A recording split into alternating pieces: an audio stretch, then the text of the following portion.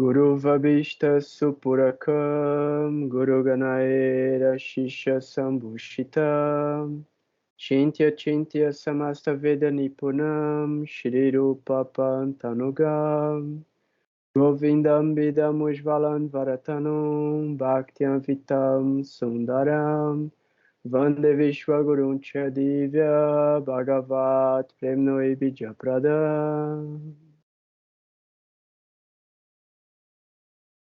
Vancha kalpatarubhyascha kirpa sindhubhya evacha patitanam pavanebhyo vaishnavebhyo namo namaha.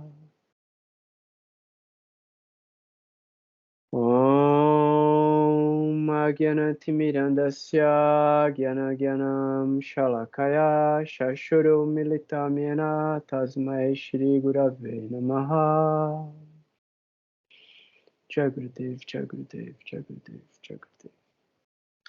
Fala todo mundo. Fico muito feliz mesmo, de verdade. Hoje a gente está aqui, mais um encontro para falar sobre temas elevados, para falar sobre as escrituras védicas, as escrituras sagradas, falar sobre o que tem de mais elevado na nossa existência, né? O verdadeiro propósito desse nosso nascimento. Tentar entender, principalmente, qual é essa energia que a gente carrega e que precisa ser purificada constantemente, para que a gente possa entender o que é de verdade a transcendência. Porque a transcendência não é só uma ideia, né? E eu fico realmente muito, muito, muito feliz de todo o coração de estar aqui com vocês mais uma vez e a gente poder trazer esses temas. E só para lembrar, né, eu geralmente não explico, eu apenas faço a recitação dos mantras. Então, é sempre bom a gente trazer esses elementos, né? É importante que a gente sempre execute o nosso sadhana, mas é importante muito mais, inclusive, que a gente entenda o significado desse sadhana, o propósito mais elevado da nossa atitude de reverência com o divino e com a transcendência.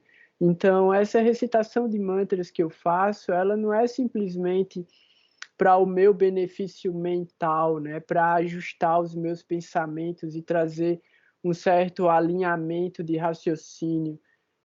E também, além de vibrar uma energia que é uma energia auspiciosa e favorável, como a maioria dos mantras são, e a própria recitação ela já é benéfica para todas as entidades vivas.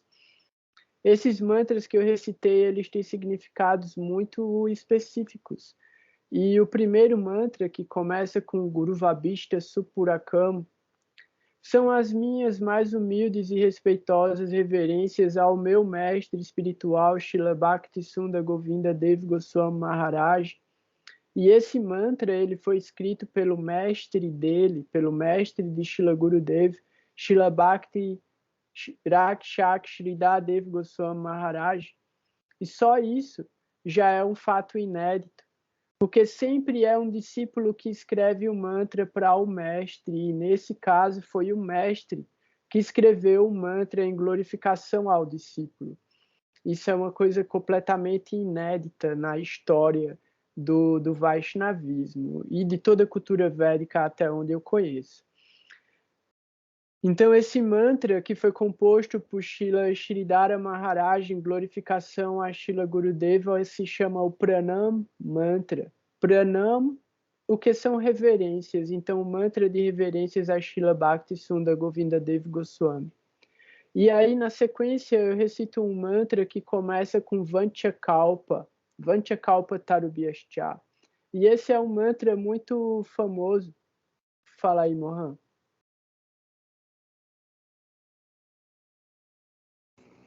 É só para esclarecer que esse mantra que o guru do nosso guru fez é para que os discípulos dele recitem. Não, ele não fez um mantra em louvação à pessoa, né, de Maharaj. Fez um mantra para que os discípulos pudessem propriamente respeitá-lo, né, com essa recitação. Boa. Valeu, Mohan. Eu vou ainda aprofundar um pouquinho mais o que o Mohan falou. O que é que acontece? Dentro da liturgia, né, dentro do nosso protocolo espiritual, a gente recita mantras específicos para cada personalidade.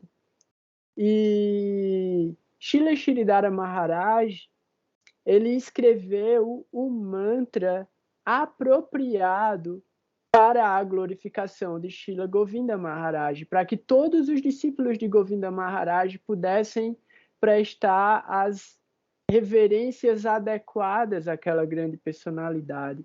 Então, como o Mohan falou, esse mantra é o mantra que os discípulos cantam quando eles prestam reverência no altar, quando eles prestam reverências para um quadro de Srila Govinda Maharaj, quando eles, é possível também você prestar reverências para um outro sannyasi recitando esse mantra, porque você reconhece que Gurudeva vive dentro daquela pessoa também.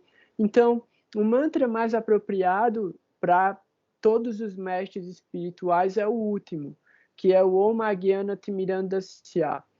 Esse pode ser recitado para qualquer mestre espiritual, para qualquer sannyasi, e em qualquer situação de você prestar reverências no altar também, você pode recitar o Om Agyana Timirandasya, Gyana Gyanam Shalakaya Chakshurum Militam Yena Tasmai Shri Gurave Namaha. Porque esse mantra é em glorificação a todos os mestres espirituais. E o Vanchakalpa Tarubhyascha é em glorificação a todos os Vaishnavas. É em glorificação a todas as pessoas que, de alguma maneira, são servos de Deus e que estão dedicados ao processo de autorrealização. Então, esse mantra, Vanchakalpa, ele fala justamente sobre o devoto, ele ser uma árvore dos desejos e poder conceder a autorrealização às pessoas através da consciência de Krishna. Então, os devotos são aqueles, né, como hoje na aula, a Vaduta Maharaj, ele deu uma aula muito inspirada, assim.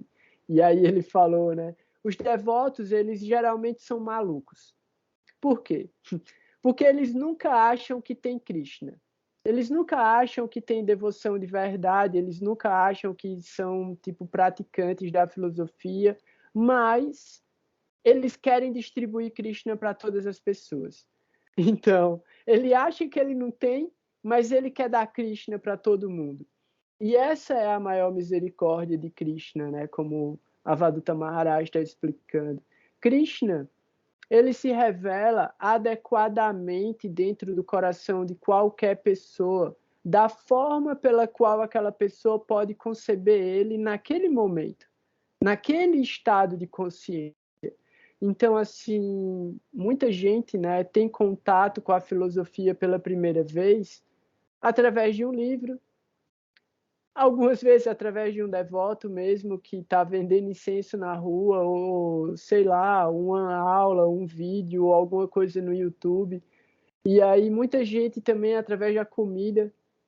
Na Índia existem uma diversidade de fatores que levam você a pensar em Deus, e a gente tem que deslocar esse pensamento para o nosso momento constantemente. Então, não é que Deus está no lugar específico, não é que a divindade está no lugar específico, ela está em todo lugar.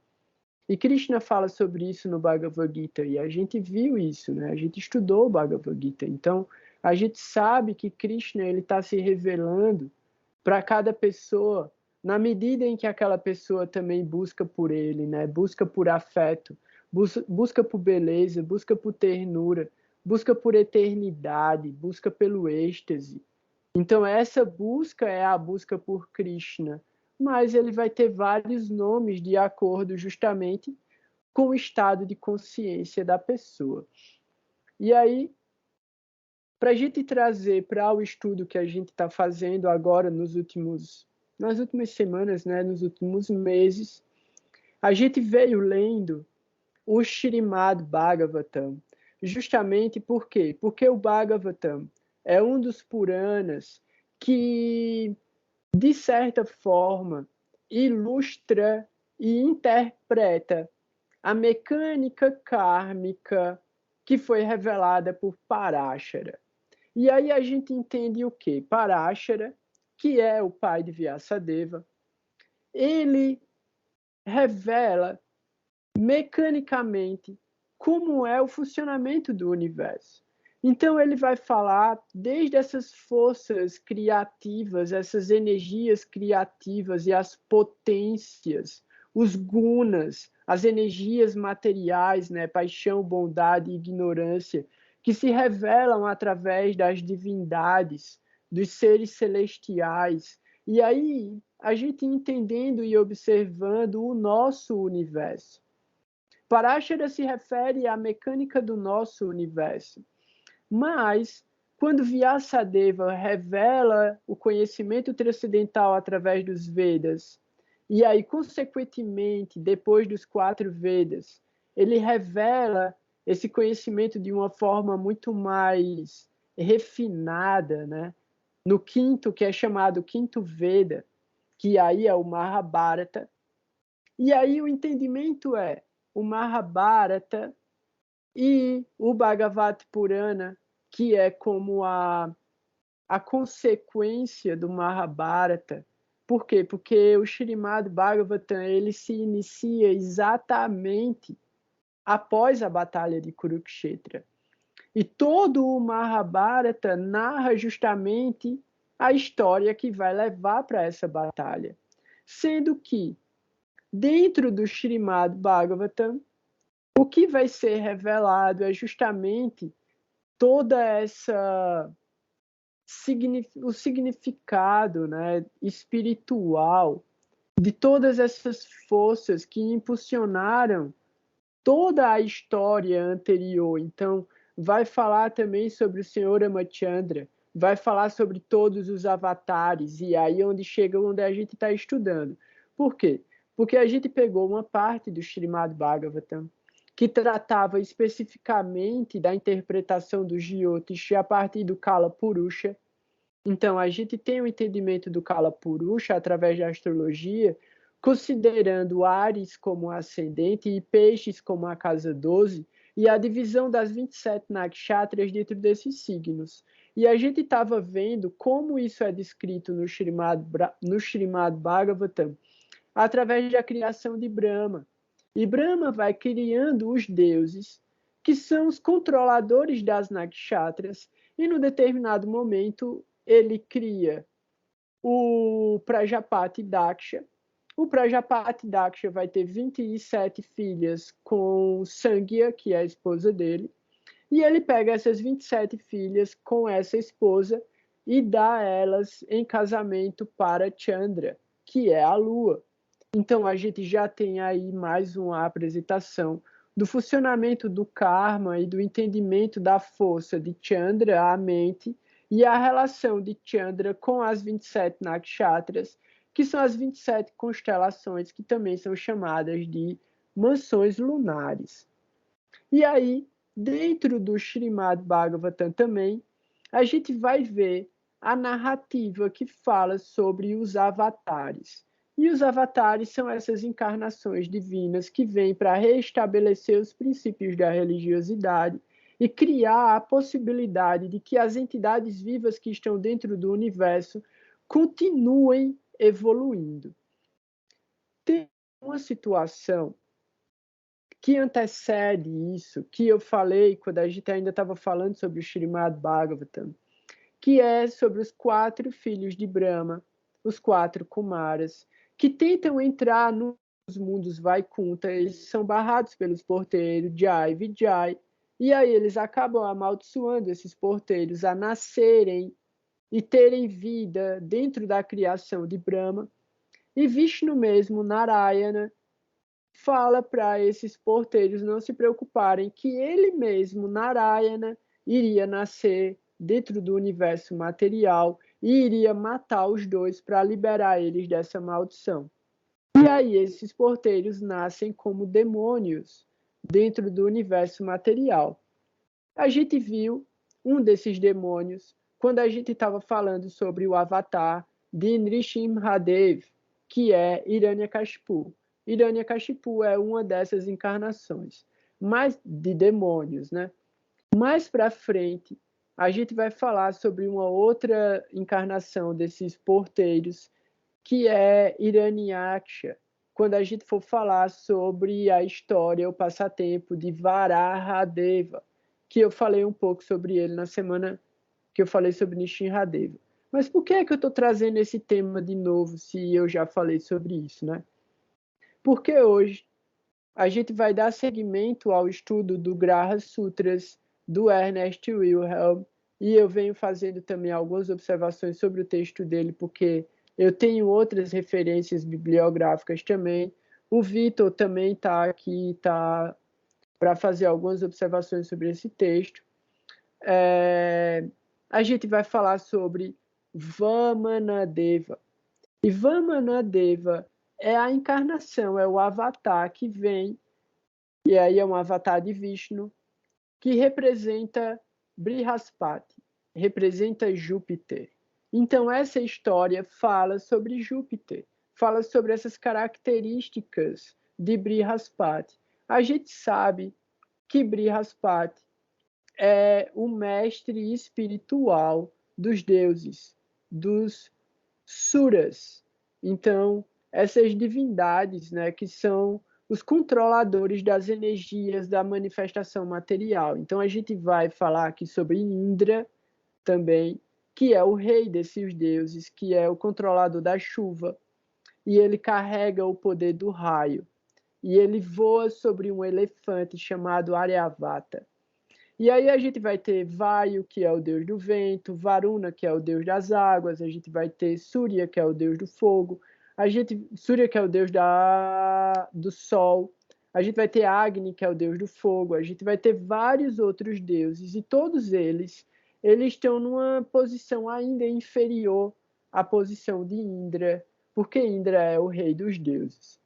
Então, isso só para a gente ter alguns pontos, né, sobre o texto que a gente vai ler. Então também é isso, se alguém quiser fazer alguma observação, quiser falar alguma coisa, é só levantar a mão ou levantar a mãozinha virtual que tem aqui do lado e fazer a pergunta.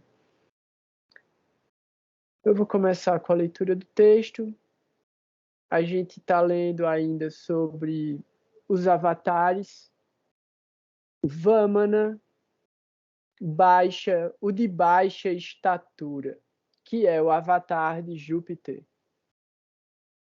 Aí ele começa o texto. Há muito tempo, havia um grande e poderoso Asura com o nome de Bali. Pronto, lembrei o que era que eu ia dizer, eu já tenho uma observação a fazer. Bali Maharaj, que é esse Asura que ele vai começar a falar aqui. É por isso que eu falei de Nishinradeva. Ele é neto de Prahlada Maharaj. E o que é que acontece? Prahlada Maharaj é filho de Hiranyakashipu. E existe uma coisa que é muito... É quase uma das coisas que fundamenta a divisão de castas dentro da sociedade indiana. Mas é mais do que isso ainda. É que existem os devas, existem os asuras e existem os humanos. E a gente vê isso quando a gente vai estudar astrologia, porque também, de acordo com o posicionamento do mapa, cada nakshatra, ela manifesta uma dessas características. Então, existem nakshatras que são de Rakshasa, existem nakshatras que são de devas, e existem nakshatras que são de humanos. E aí, de acordo com o Gana, exatamente, Gana é a palavra em sânscrito que define essa característica daquela nakshatra ser humano, deva ou rakshasa. E aí o que é que acontece? Hiranyakashipu é um demônio, é um asura. O filho dele é um demônio. Só que o filho dele é Prahlada Maharaj, que é uma grande alma. É uma grande alma que passou a gestação dele inteira, o tempo inteiro que ele estava na barriga da mãe dele, ele estava ouvindo Harikata de Narada Muni. porque Narada Muni sequestrou a mãe dele. Então, durante 9 meses, a mãe dele ficou ouvindo as glórias de Krishna, as glórias da divindade. E ele, bebezinho lá, ele estava ouvindo aquilo, então ele se formou consciente de Deus. Quando ele nasceu, ele já era um grande devoto, ele já tinha todo o conhecimento transcendental dentro dele. Então, ele era filho de um demônio? Era. Mas ele era um grande devoto, e o que é que ele fez? Ele conseguiu invocar Deus. Ele trouxe Deus para esse mundo para derrotar o pai dele, que era Hiranyakashipu. O neto de Prahlada Maharaj é um demônio. Ele continua sendo demônio. Não é porque ele virou um grande devoto que ele muda de categoria de demônio para deva. Não, ele continua sendo um demônio. Mas ele é um demônio totalmente consciente de Deus, consciente do papel dele, do que é que ele tem para fazer ali. Então, em última análise, não interessa se você nasce nas piores e mais difíceis e desfavoráveis condições de existência. Se você desenvolver amor por Deus, você se libera. Se você desenvolver amor puro mesmo, completamente desinteressado, e você se refugiar completamente, se entregar ao processo, que aí isso se chama Sharanagati. Sharanagati é a completa entrega e rendição à evolução espiritual. Se você faz isso, se você entendeu qual é o seu caminho, você se entrega completamente a esse processo, você se libera, independente do karma que você carrega pelo seu nascimento. E o que é que isso significa? Isso significa que, independente do karma, do nascimento da gente, agora, nessa existência, se a gente tiver sinceridade e dedicação suficiente para conseguir desenvolver amor, afeto, devoção e conexão com o plano transcendental, é garantido por Krishna, pessoalmente. Ele fala isso, Krishna garante que ele vai salvar esse devoto e levar esse devoto para o plano transcendental. Então, assim, a gente pode não ter certeza de muita coisa nessa vida, porque a gente começou justamente antes de começar a gravar hoje, a gente estava falando sobre essas coisas de fake, né? Mas não é simplesmente fake news, é um mascaramento completo da realidade, mesmo para aqueles que estão tentando buscar pela verdade. Então, a gente precisa de um crivo realmente muito grande, a gente precisa de parâmetros muito elevados do que é a verdade. E é por isso que eu peço do fundo do meu coração constantemente para eu não me desviar nem um centímetro, nem um milímetro dos ensinamentos de Gurudeva, dos ensinamentos de Srila Siddhara Maharaj, de Srila Prabhupada, porque não tem como a gente encontrar uma verdade realmente tão completa e absoluta como a que eles revelaram. A gente vai estar sempre permeado por verdades relativas, verdades ambíguas, verdades que podem até ser forjadas. Então, assim, aquilo é verdade, mas o fato que está sendo mostrado é falso. Muitas vezes a gente está lidando com algo que profundamente é verdade, mas foi construída uma ideia para ser apresentada e aquela ideia é falsa. Então a gente precisa ter muito cuidado também, né, com que é o que é isso. Foi na aula da Vaduta Maharaj também, ele fala isso, tipo, a gente não foi no back, ó só, foi no Back to the Bhakta Basics, na aula com o Matsudana Maharaj, ele fala, nós não somos escravos da forma. Isso Srila Siddhara Maharaj fala também, Prabhupada fala também, Bhaktisiddhanta fala também, nós não somos escravos da forma, nós somos escravos do afeto.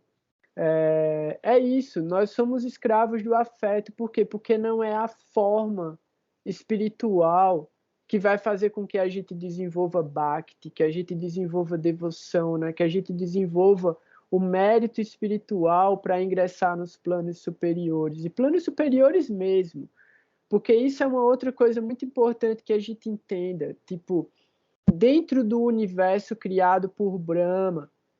A posição do planeta Terra é intermediária. Então, existem vários planetas superiores ao planeta Terra dentro desse universo, em que as condições de vida da consciência são muito mais elevadas. E a gente falou sobre isso na semana passada também. Existem, sim, vidas em vários outros planetas, consciência, não vida do jeito que a gente entende biologicamente, consciência. E existe consciência vivendo dentro de mundos sutis, que não são nem materiais. Mas isso é uma outra plataforma de entendimento. Quando a gente vai nas escrituras védicas e a gente olha os Puranas, a gente está vendo e falando o tempo inteiro sobre alienígenas.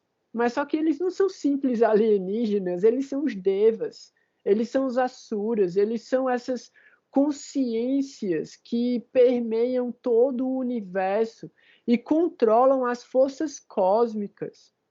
Então, quando a gente pensa exatamente como um Anakshatra, né? Da perspectiva da Terra, a gente olha para o céu e a gente vê um conjunto de estrelas que foi percebido e entendido que tem uma força arquetípica, e aquela força arquetípica se chama Nakshatra, e uma Nakshatra específica. Aquilo é uma personalidade. Não é um humano, é uma personalidade. Aquela personalidade existe.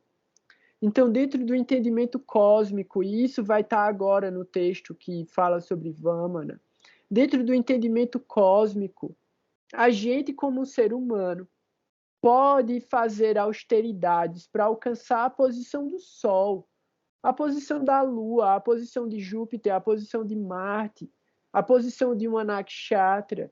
Tudo isso é mérito que a gente pode acumular. E aí a gente vai acumular esse mérito, a gente vai acumular esse poder, para numa próxima criação do universo, a gente vir como essa forma divina.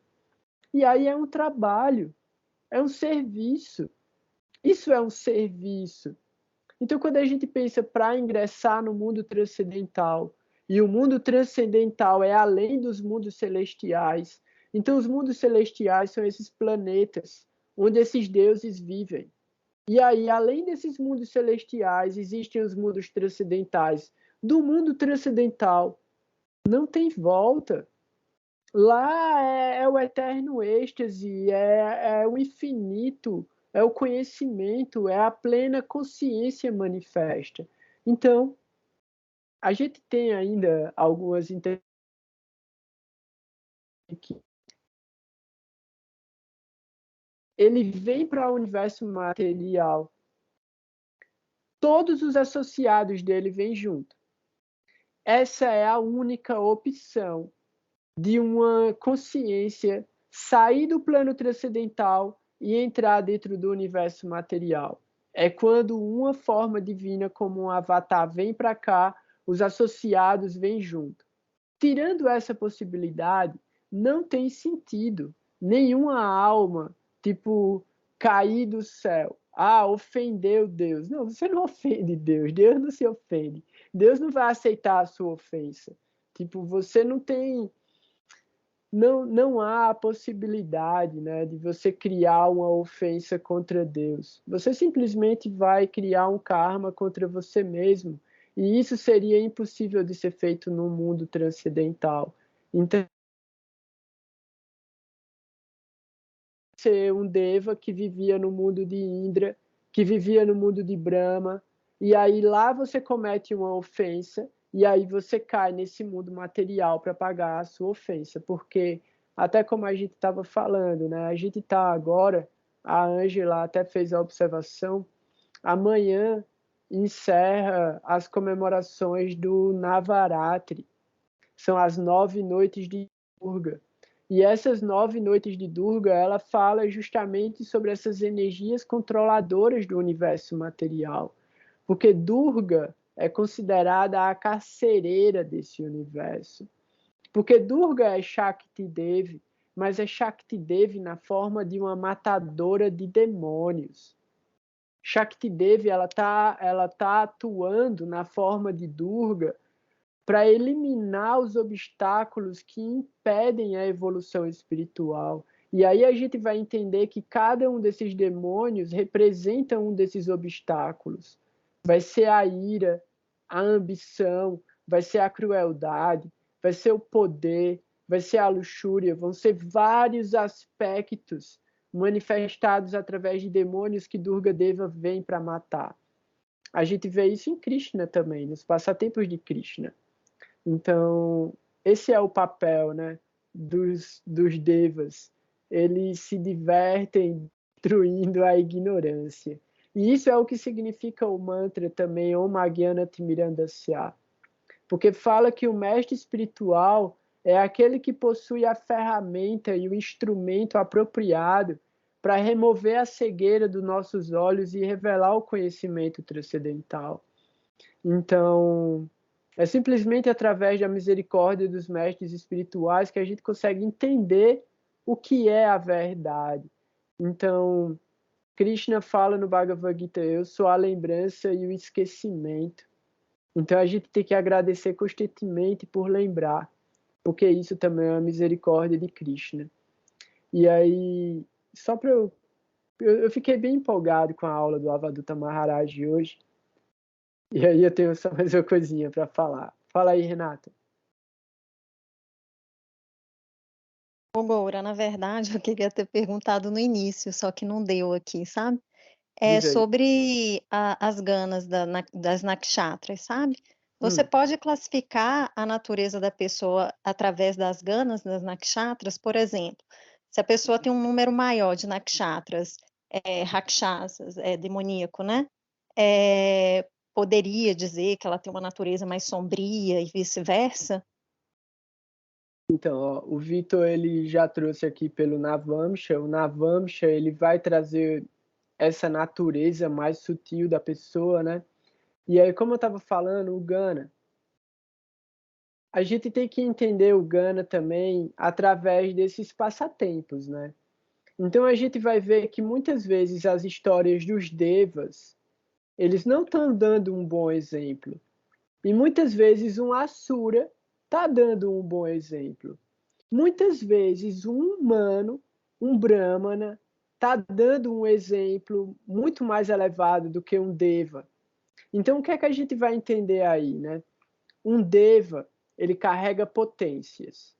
Então, de uma certa maneira, a gente entende que o Deva, ele tem bênçãos. São nakshatras que podem trazer, de acordo com o planeta que ocupa aquela nakshatra também, tem isso. De acordo com o planeta que ocupa a nakshatra, aquela pessoa ela pode ter mais recursos mesmo. Recursos como beleza, recursos como riqueza, recursos como alimento, prazer na vida. Então, isso vai estar um pouco mais relacionado às qualidades dêvicas, dos devas. Quando você vê os asuras eles vão ter uma questão ali mais conectada com o desejo de alcançar algum tipo de posição. E aí os asuras eles vão tentar, inclusive, fazer coisas espirituais, fazer austeridades, fazer coisas que coloquem eles numa posição mais elevada do que aquelas que eles têm naturalmente. E a natureza humana, né, em última análise, a gente entende que é a mais favorável de alcançar moksha. Deixa eu ver aqui o que o Vitor escreveu.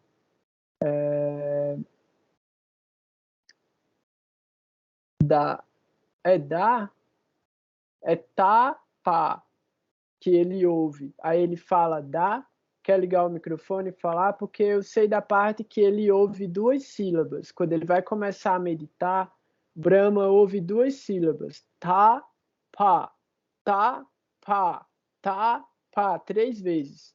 E aí ele entende. Tapa, tapácia. Diz aí.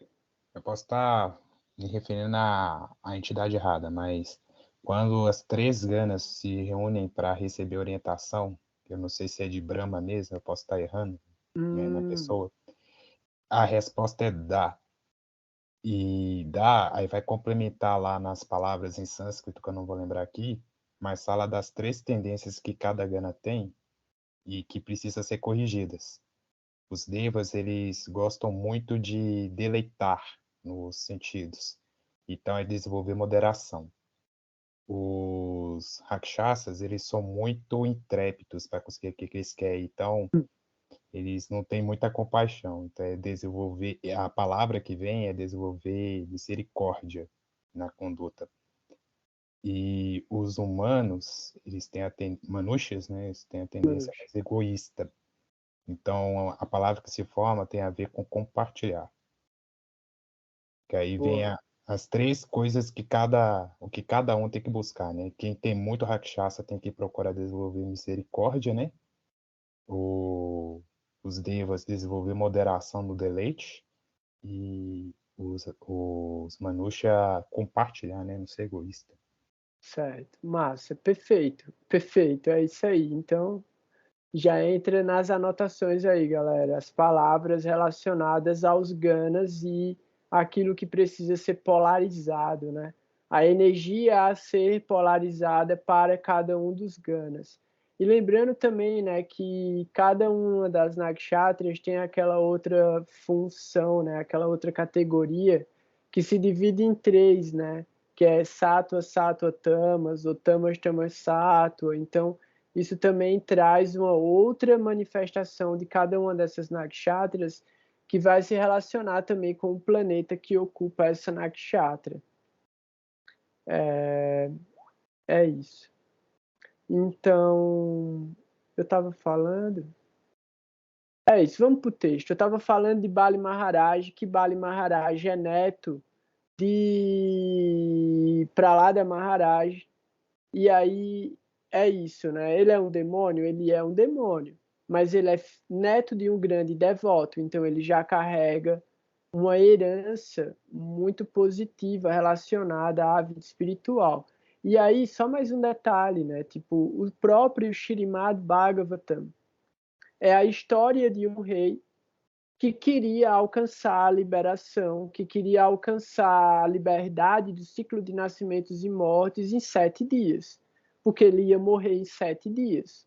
Então, assim, é mais uma certificação, é mais uma prova de que qualquer pessoa pode alcançar essa iluminação, né? Sair do samsara. Então, em 7 dias dá? Talvez dê se você fizer direitinho, né? Se você realmente morrer depois de 7 dias, ninguém sabe. Mas aí o cara tá aprendendo, já vai aprendendo, vai exercitando. Shravana, Kirtana, Smarana, Vandana, Archana, Padasevanam. Então, ó, o Vitor escreveu mais aqui. Beleza. Pronto. Então, ó, vamos salvar essa referência aqui que o Vitor colocou, que entra dentro do estudo da gente na hora que a gente for para dentro das nakshatras estudar os ganas, na hora da montagem do próprio mapa também. Isso é super importante. Valeu mesmo, Vitor. É isso aí. Vamos lá, vamos para o texto. Há muito tempo havia um grande e poderoso Asura com o nome de Bali. Ele cresceu com tanta força que perseguiu Indra, o rei dos Devas dos céus. Ele então governou os céus e o mundo a partir do que havia sido a cidade de Indra. Então quer dizer que ele foi e conquistou Indraloka, né, o planeta de Indra. Ele conquistou essa cidade, esse planeta celestial que é Indraloka. A fama de Bali se espalhou por todo o mundo. E embora fosse um Asura, ele era famoso, não apenas por sua força, mas principalmente por seu bom caráter incomum, imparcialidade e generosidade. Então, isso é mais um outro aspecto de quando a gente falou também sobre Ramachandra, o avatar do sol. A gente viu que Ravana, que é o demônio que sequestra Sita, ele é um tipo extremamente poderoso demônio também, mas ele era extremamente próspero. E o reino de Lanka, a ilha de Lanka, né, que ele governava, era próspera. Todos os demônios que viviam lá adoravam Ravana, e Ravana era o maior de todos os devotos do Senhor Shiva. E ele compilou o Shiva Tandara Stotra. É ele que escreve. Então, assim, ele é um demônio, mas ele era um grande devoto do Senhor Shiva. Então, a gente tem que entender todos esses aspectos também, porque todos estão realizando um papel. Todos estão realizando um papel. E esse papel, isso é outra coisa muito interessante. Eu queria muito ter dito isso outro dia, eu esqueci, lembrei agora. É o seguinte: existem papéis a serem interpretados dentro de todo o universo e de todos os mundos cósmicos, celestiais e transcendentais. O que é que isso significa? O Sol é um papel a ser representado. Então, existe uma consciência que nasce no papel do Sol para interpretar o Sol. Por quê? Porque ele desejou aquilo. E ele desenvolveu aquelas qualidades para interpretar aquele papel. Então, a gente hoje, eu, Gora, Mohan, a Cris, o Lucas, a Clarissa, a Ângela, a Renata, todo mundo aqui, o Vitor, a Thaís, a Marina, todo mundo está interpretando um papel. Qual é esse papel? Esse papel.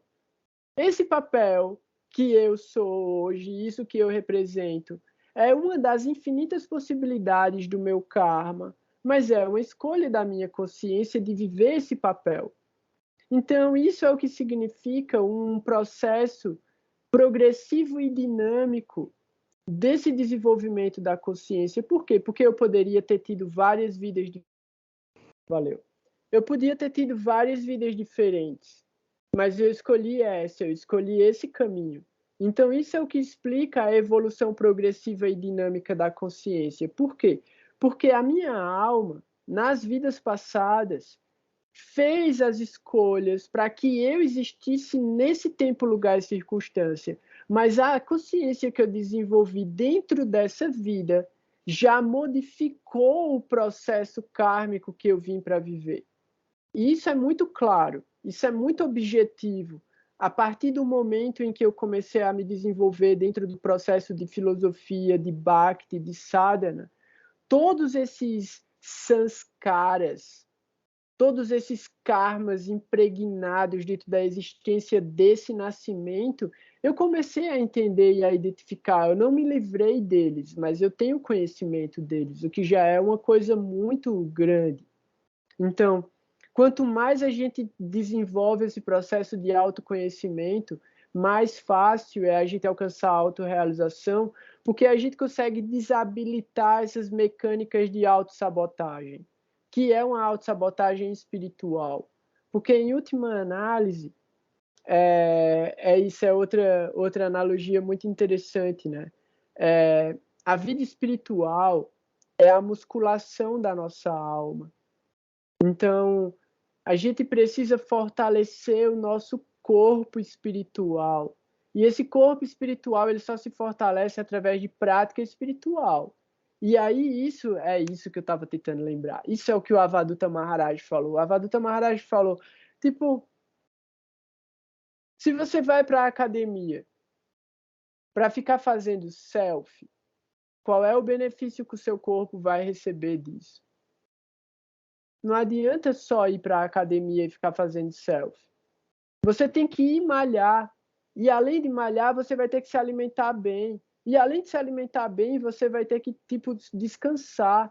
E aí você vai ter que repetir isso todos os dias para que você tenha aquilo que você deseja da academia, que é o corpo saudável, bonito, musculoso, seja lá o que for. Então não adianta você ir para a academia, só ir para a academia. Você tem que fazer o que realmente é exigido naquele processo. A mesma coisa é a vida espiritual. Não adianta você ir para a igreja. Você tem que fazer o que você tem que fazer de verdade. O que é o desenvolvimento? Como a gente vai alcançar? Procurando pelos próprios erros e corrigindo esses erros. Como? Sendo humilde, tolerante e oferecendo respeito a todo mundo. Qual é a frase que Gurudeva dizia que resume tudo dos ensinamentos de Mahaprabhu? Tirnada piso nichena, tarora risa risnuna, manina madanena, kirtania sadahari. Então, só está qualificado para cantar os santos nomes com amor e devoção aquele que se colocou numa posição mais caída do que uma palha na grama e que se curva a qualquer um. Se curva a qualquer um, porque a palha na grama, se pisar um cachorro, ela se dobra. Se pisar uma vaca, ela se dobra. Se pisar um elefante, ela se dobra. Se pisar um brahmana ou um santo, ela se dobra. Então, isso é oferecer reverências a todo mundo. Então, a gente precisa buscar por isso, Tirnada Pisonichena. Entender que a nossa posição é realmente caída e que a gente precisa oferecer todo o nosso amor, devoção e dedicação a servir à transcendência, buscar pelo entendimento da transcendência. Então, todo mundo vai viver dificuldades, todo mundo vai passar por desafio o tempo todo, porque se não tiver desafio, não tem evolução. E aí volta a ideia da academia. Se você ficar 20 anos puxando 2 quilos, você não vai ficar grande. Você vai botar 2 quilos, depois você vai botar 4 quilos, depois você vai botar 6, depois você vai botar 10, depois você vai botar 80 quilos e você vai aguentar carregar muito peso, se você tiver disciplina e se você cumprir com o seu sadhana. Isso é vida espiritual. Vida espiritual é entender que o karma que a gente carrega pode ser infinito e a gente vai ter que purificar ele passo a passo. Ou a gente vai ter que se entregar completamente, o que é muito difícil, né? É bem complicado a gente se render completamente à vida espiritual. Voltando para o texto, para dar tempo de falar de efeméride. A mãe de Indra estava infeliz com a derrota de seu filho por Bali. Ela executou o mantra com o qual Vishnu veio até ela e disse-lhe para não se preocupar. Ele nasceria para ela como filho, a fim de ajudar Indra e os devas.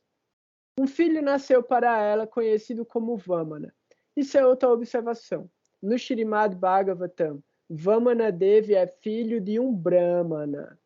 Aqui no planeta Terra, não é irmão de Indra, não é filho de um deus, de uma deusa, no caso, né? Então, isso é uma observação a respeito do Srimad Bhagavatam. Vamana é uma criança, é um menino Brahmana, nasce como um menino Brahmana.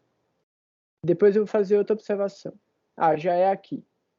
Um filho nasceu para ela, conhecido como Vamana. Vamana, quando menino, se aproximou de Bali durante o ritual espiritual que estava realizando. Beleza.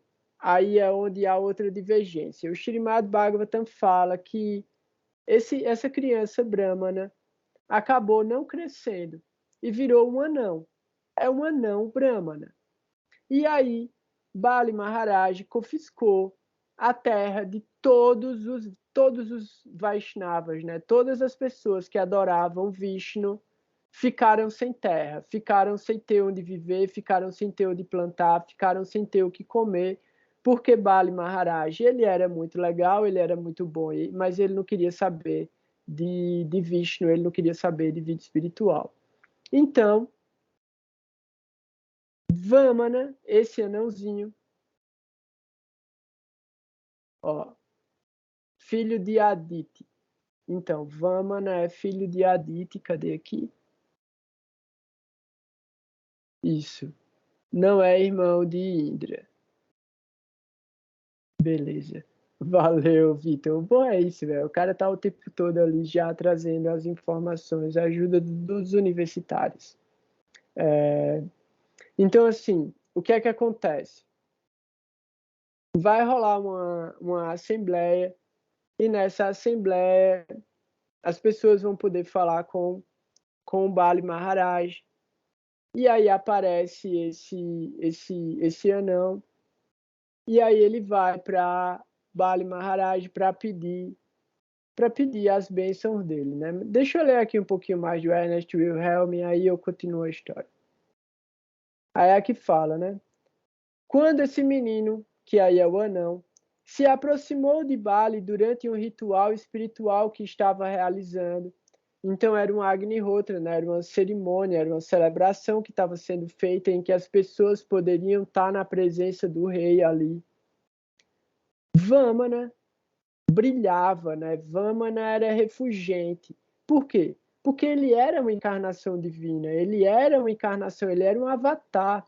Então a presença dele era transcendental, a presença dele mudava o ambiente. E todo mundo percebia isso. Ele já era muito exaltado, né? Ele apresentava todos os sintomas da transcendência de ser um avatar.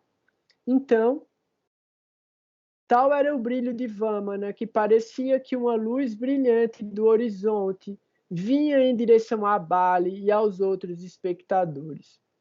Quando Bali viu aquele que veio tão glorioso, ele o honrou e caiu a seus pés. Aí falando, né? Bem-vindo, disse Bali, pela sua vinda fui abençoado. Me diga o que posso fazer por você. Vamana respondeu a ele: quero de você 3 passos de terra medidos pelo meu passo. Então, como ele era um anão, 3 passos de terra dele era uma besteira. Ele ia andar ali, tipo, brincadeira, né? E aí, Bali ficou surpreso. Você não sabe o que é bom para você. Em vez de me pedir ilhas, você me pede 3 passos de terra medidos por seus pés minúsculos. Por favor, pergunte novamente e peça terra suficiente para mantê-lo confortável por toda a vida.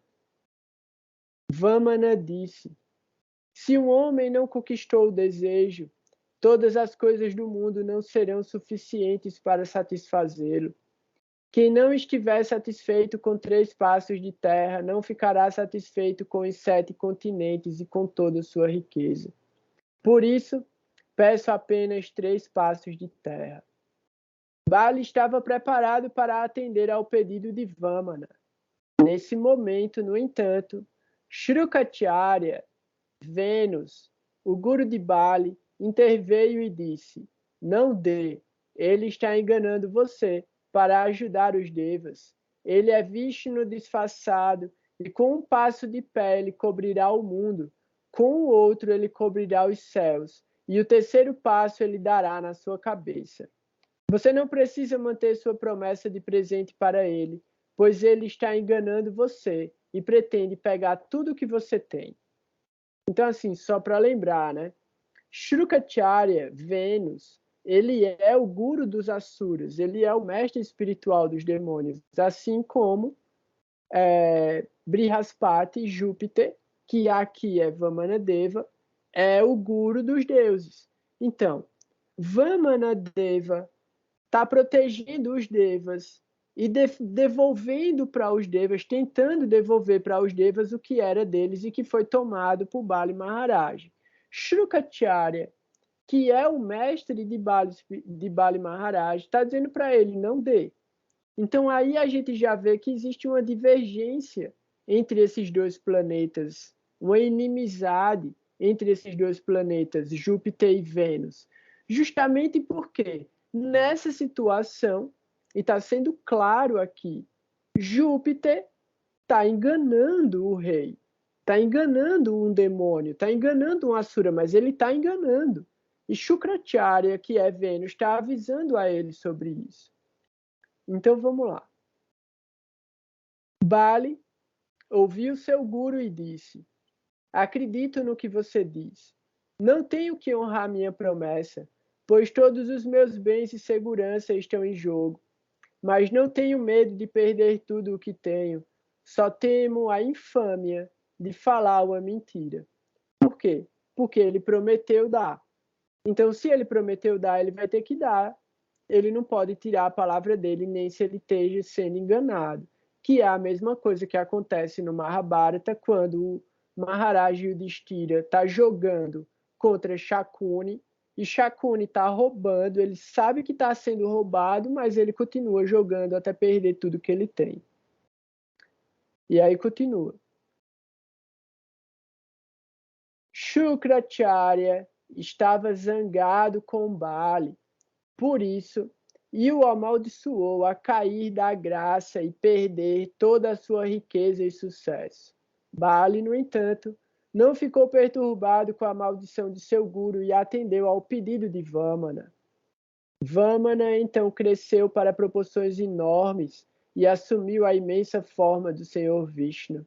Com um passo, ele cobriu o mundo e com o outro os céus. Ele então retomou a forma de Vamana.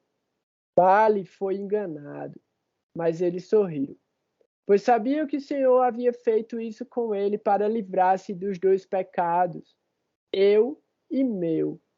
Ao tirar tudo o que tinha, o Senhor o livrou do pecado da posse. O Senhor agora queria mostrar ao mundo que somente pela rendição alguém poderia se livrar do pecado do eu. Vamana olhou para Bali. Você me prometeu 3 passos de terra. Peguei apenas 2 e não resta nada mais. Diga-me, onde devo colocar meu 3º passo? Você não cumpriu sua palavra. Bali não se assustou. Não considero minhas palavras mentiras. Ainda há um lugar para seu 3º passo. Por favor, coloque seu pé na minha cabeça, sobre a qual Vishnu, na forma de Vamana, pisou em sua cabeça. Sobre isso, Brahma chegou a Vamana e disse: por favor, libere Bali. Ele te deu tudo o que tem e se entregou a você. Ele deveria ser recompensado. Brahma achou que Vamana ia esmagar ele e matar, tá ligado? Aí na hora Brahma apareceu assim, não. Parou. Ele pediu pinico, ele pediu para parar. Dá misericórdia para ele, né? Aí Vamana, aí Vishnu, né? Vamana fala, né? Vamana, olha o que Vamana fala, agora é o tapa. Vamana então disse: quando quero destruir um homem, concedo a ele toda a riqueza e poder do mundo. Ele então se envolve neles e esquece sua verdadeira natureza. Quando quero salvar o homem dessa ilusão, tiro tudo dele. Livrando-se de todos os seus defeitos, ele se tornará meu. Bali nunca desviou do caminho da verdade. Abençoado por mim, ele se tornará o Indra durante o próximo Manvantara, o próximo ciclo de criação. Até lá, ele irá para Sutala, um mundo celestial, onde eu sempre estarei com ele. Então, assim, aqui nesse parágrafo ele dá o tapa que resume a história todinha. Então, assim, Bali Maharaj, além de ter feito o melhor que ele podia e ter entregue tudo, ele entregou tudo. Ele entregou, tipo, tudo que ele possuía, ele entregou tudo que ele conquistou, entregou ele mesmo, embaixo dos pés de Vishnu. E aí Vishnu garantiu o que para ele? Que o próximo Indra, porque ele queria a posição de Indra, por isso que ele derrotou Indra, ele disse: o próximo Indra vai ser você. Na próxima temporada, né, na próxima criação do universo, você vai ser Indra. Você não queria ser Indra? Você vai ser Indra. E depois disso, depois que você for Indra, tipo, aí você vai transcender mesmo. Mas antes de você ser Indra, antes desse universo ser destruído, você vai viver num desses mundos celestiais onde eu vivo e eu vou estar lá com você o tempo todo. Então, e aí ele fala antes, né, sobre como ele faz para iludir as almas, vinculando elas às energias materiais, e que quando Krishna, né, quando Vishnu, quando ele quer liberar alguém, ele também faz os arranjos, né, ele faz o que precisa ser feito. Ele proporciona a possibilidade para que a gente, que é limitado e incapaz de evoluir pela gente mesmo, a gente consegue pela misericórdia de Deus. Então, Deus mesmo faz os arranjos para que a gente evolua. E aí, Vamana pegou tudo de Bali, mas depois que Bali se rendeu a ele, ele o abençoou por ser o próximo Indra. Da mesma maneira, Júpiter pode se retirar para permitir maiores bênçãos a seguir. Se Júpiter está bem disposto no horóscopo, quando se perde, espera-se um futuro melhor e vê a perda não como um castigo, mas como uma oportunidade. Se Júpiter estiver aflito, no entanto, o indivíduo é incapaz de ver além da perda ou apreciar os benefícios da perda. Vamana agraciou Bali. A gente vai falar sobre isso aí já, Vitor, não vou esquecer não. Vamana agraciou Bali, um mero Asura, para se tornar o próximo Indra, o próximo rei dos Devas. Da mesma maneira, Júpiter transforma tudo o que é bruto em mais favorável. Assim, a influência de um Júpiter forte e favorável é sempre um trunfo no horóscopo. Bali nunca se desviou da verdade, e quando estava pronto para crescer, Vamana, ao tomar, libertou Bali de seus apegos para que ele pudesse crescer. Da mesma maneira que Júpiter, quando estivermos prontos para crescer, poderemos nos libertar daquelas coisas que estão impedindo o nosso crescimento. Ele particularmente faz isso quando, em aliança com Vênus, Shukra, durante Júpiter, Vênus e Vênus-Júpiter Dashas. Então, a gente vai viver um conflito desse nesses períodos de Antardasha e Dasha e Pratyantardasha, em que tiver sucessões de Vênus e Júpiter, a gente vai viver uma situação de perda e de evolução ao mesmo tempo. O texto sobre Vamanadeva acaba aqui. A gente vai para o próximo capítulo na semana que vem sobre Parashurama, que é justamente a forma de Vênus, né? A forma de Vênus como um avatar. E aí a gente vai agora trazer uma observação que o Vitor colocou aqui, que eu acho extremamente interessante, que é o seguinte. Ele escreveu aqui, né? Shravana em Makara, Guru em Nitya. O que acontece? Shravana é uma nakshatra de Capricórnio, Makara é Capricórnio. E é o lugar onde Júpiter fica na maior debilidade dele, é onde ele fica mais fraco. Sendo que Shravana, Nitya, né? Nitya é a posição de máxima debilidade de Júpiter. Sendo que essa posição de máxima debilidade é porque ele está na casa oposta, ele está no signo oposto à máxima exaltação dele, que é em Câncer.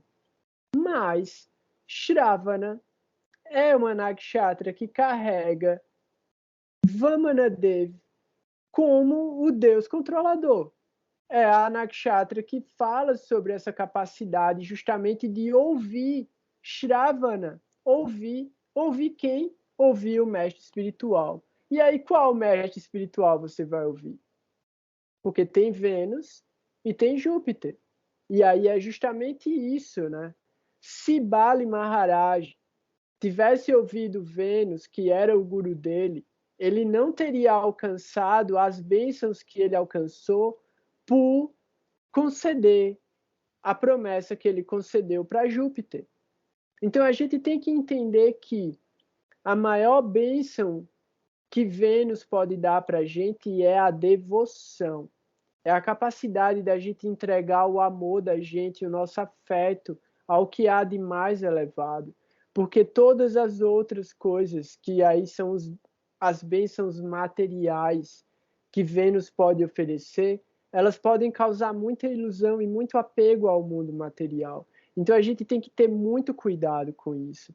Então quando a gente pensa, né, que toda riqueza proporcionada pelas bênçãos de Vênus possam ser usadas no nosso processo de desenvolvimento espiritual. É para isso que a gente vem com um Vênus benéfico que dá presentes para a gente, para que a gente possa ficar sossegado, ficar tranquilo e se dedicar mais à nossa vida espiritual. E o fato de Júpiter representar Vamana fala também sobre essa capacidade de Júpiter de expandir o lugar onde ele está. Onde Júpiter estiver no mapa da gente, aquele lugar vai se expandir. Vai se expandir de que maneira? Na medida em que a gente se entrega, na medida em que a gente se rende completamente a ele. se rende a essa força de Júpiter, que muitas vezes pode tirar muita coisa da vida da gente. Coisas que a gente ama, coisas que a gente tipo tem apego. Então, Vitor colocou aqui também, né? Júpiter representa dentro do Tátua, dentro dos elementos, o Akash. Então, Júpiter é a própria forma que dá espaço para que a matéria se manifeste. Então, a gente precisa entender que é Júpiter que cria esse ambiente onde a gente pode manifestar a nossa ação, desde que ela seja uma ação dentro de um processo de evolução espiritual. Então, é o que a gente entende também como a lapidação, né? A gente vai lapidando essa rocha até que ela possa se tornar completamente translúcida e possa, tipo, refletir em inúmeros tipos de ações e aibavas, né? Raças, sabores e êxtases. Essa luz transcendental que atravessa a gente. Porque, em última análise, a gente não é o executor da ação. Krishna também fala sobre isso no Bhagavad Gita. Ó Arjuna, abandone o orgulho de acreditar que você é o executor da ação. Você é apenas um veículo dos modos da natureza. Então, se a gente entender isso, a gente vai estar muito mais desapegado da concepção ilusória da existência, e aí a gente vai realmente migrar para um processo fidedigno de sadhana e de evolução espiritual. A gente se adiantou bastante no tempo aqui. Eu quero saber se alguém tem observações a fazer para a gente poder falar um pouquinho sobre Mercúrio Gandanta, que ele está no Gandanta agora já com 27 graus na saída de Peixes, o que é uma posição extremamente interessante para Mercúrio. E logo mais, né, em poucos dias, aí no dia 14 de abril, então a gente ainda tem mais um encontro, a gente tem a entrada do Sol daqui a 14 dias, hein, galera? A gente tem a entrada do Sol em Áries, e aí sim, a verdade do Ano Novo Astrológico. Porque tem gente que já começou o Ano Novo Astrológico aí, eu não sei nem quando. Semana passada já estavam tipo, soltando fogos porque começou o Ano Novo Astrológico. O povo é muito adiantado, né, velho? E dia 6, Vênus em Touro. Aí o bicho vai pegar, as coisas ficam animadas, porque é uma boa exaltação para Vênus. É uma situação complicada, porque vai ter eclipse, e aí esse eclipse em Áries, mas a gente vai poder falar sobre isso também depois. Alguém quer fazer alguma observação? Alguém quer falar alguma coisa? Tipo, se alguém tiver dúvida, pergunta, fica à vontade para ligar o microfone. Ninguém? Será que tem alguém ainda por aqui, além do Mohan, que deixou a câmera ligada? É só uma parte no Ernest Hill em que ele dá uma resumida e eu acho que ele começa bem, depois ele fica com preguiça e dá uma resumida na história, né? Dá, velho, dá.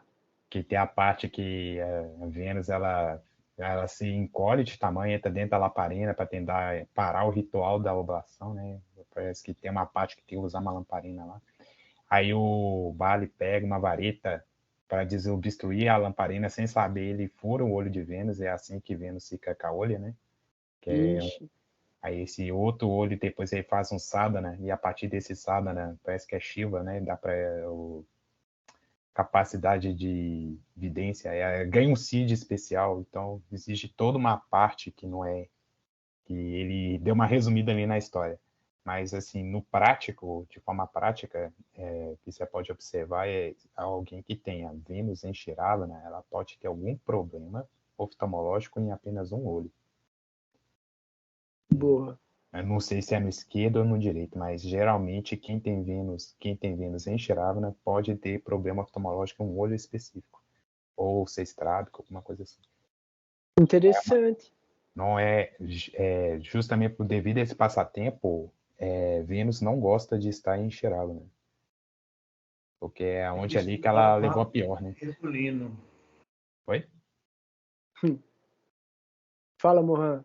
Tem que estudar o mapa de Virgulino. Então, mas ali eu acho que Lampião é mais uma questão de Marte mesmo e Saturno do que de Vênus. Apesar que Lampião, inclusive na biografia de Lampião, você vai ver que ele era extremamente vaidoso. E essa história de joias, amuletos e perfumes, e ele gostava muito também, né, fotografia, roupa boa.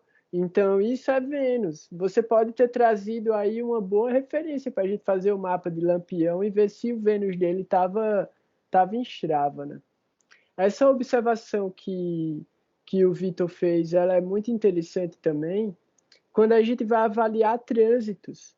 Porque muitas vezes a gente está vivenciando uma determinada situação, que pode ser uma situação de saúde, inclusive, que começa e termina sem explicação nenhuma. Que pode ser um driste, né? Pode ser um olhar maléfico sobre um determinado lugar. E aí esses problemas de visão temporários podem ser causados tanto por Ashwini, né, que fala sobre a visão, quanto pelo, aí no caso, a casa 1, a casa 12, olho esquerdo e olho direito e olho esquerdo, né? E aí Shravana também pode afetar a visão, como o Vitor falou. Ó, Leão e Câncer ainda também podem afetar a visão, porque aí no caso o Sol, né, que é extremamente determinante na questão da visão, os luminares, né? Porque também tem isso, Sol, eu posso estar errado, mas o Sol é o olho direito e a Lua é o olho esquerdo, ou é ao contrário, assim como também tem o nariz, que é o nariz da Lua, e o nariz do Sol, também tem isso. Que aí é nos estudos de pranayama, mas eu também não tenho essas especialidades, não. Eu não me aprofundei nesse conhecimento. Mas é isso. Então, se ninguém tem mais observações a fazer, eu queria trazer algumas observações interessantes sobre o que está acontecendo agora do trânsito de Mercúrio dentro de Peixes, porque é o seguinte: Peixes é o signo da máxima debilidade de Mercúrio. Então, Mercúrio ele fica Nietzsche também dentro de Peixes. Mas o fato de Júpiter estar em Peixes, então Júpiter está exaltado no próprio signo, ele anula essa debilidade de Mercúrio. Anula em que sentido, né? Os efeitos deixam de existir? Não, mas eles podem não dar resultados ruins. Porque o que acontece? A gente não pode ignorar que Mercúrio está em Peixes. Mas a gente pode entender que os piores efeitos dele estar em Peixes podem não se manifestar. Então, o que a gente vai entender aí? Se a gente acabou de ver, né, justamente Júpiter, com essa qualidade toda, né, com todos essas bênçãos, né, essas caracas tão benéficos. E Mercúrio, como a gente falou também, né, quando a gente estava lendo na semana passada sobre o Avatar Buda, e aí falou, né, como Krishna fala no Bhagavad Gita, Krishna mesmo é a inteligência dentro do homem. Então, essa inteligência dentro do homem que leva à capacidade dele buscar e alcançar a autorrealização. Mas como é que Buda vai alcançar essa autorrealização? Através do conhecimento transcendental. E aí tem uma divergência, né? Por quê? Porque os autores, os astrólogos, eles falam que o relacionamento entre Júpiter e Mercúrio não é bom, mas não é bom da parte de Júpiter. Por quê? Porque Mercúrio é neutro com Júpiter. Ele não, tipo, Mercúrio, a inteligência, ela vai até se dar muito bem com o conhecimento transcendental. Mas o conhecimento transcendental, ele sempre vai ter um certo receio em relação à inteligência. Por quê? Porque essa inteligência, ela é mutável. E a gente sabe que uma das características de Mercúrio é que ele não tem lado. Ele escolhe o lado que ganha. Então, pode acontecer de Mercúrio ser influenciado por Arro, pode acontecer de Mercúrio ser influenciado por Marte, por Saturno, por outros planetas. E é aí onde entra um outro fator. Além da conjunção de Mercúrio com Júpiter agora, o Sol, ele também está transitando Peixes. E aí o fato de Mercúrio estar com mais graus do que o Sol dentro dessa conjunção favorece os resultados de Mercúrio. Por quê? Porque Mercúrio está no movimento direto, com mais graus do que o Sol. E o Júpiter, ele está nesse Cartare, porque a gente tem que considerar também que o Sol é meio maléfico. Então, Mercúrio é benéfico, Júpiter é benéfico, mas o Sol é meio maléfico. Então, esse Cartare, esse fato dos planetas estarem cercando Júpiter, ele altera um pouco dos efeitos de Júpiter, mas os três são amigos. No caso, Sol e Júpiter são amigos, o Sol e Mercúrio são amigos. Mercúrio, ele é neutro com Júpiter. Então, pode dar muito bom resultado, porque é o signo de Peixes. Esse signo de Peixes, ele vai falar sobre o quê? Moksha. E Moksha é exatamente o que a gente estava falando agora sobre Bali Maharaj, que é a bênção que Vamanadeva Brihaspati dá para Bali Maharaj. Você vai ser liberado. Você vai nascer. Dessa vida, você vai para um mundo celestial. Você vai ficar lá esperando para ser Indra. E depois de você ser Indra, você está liberado.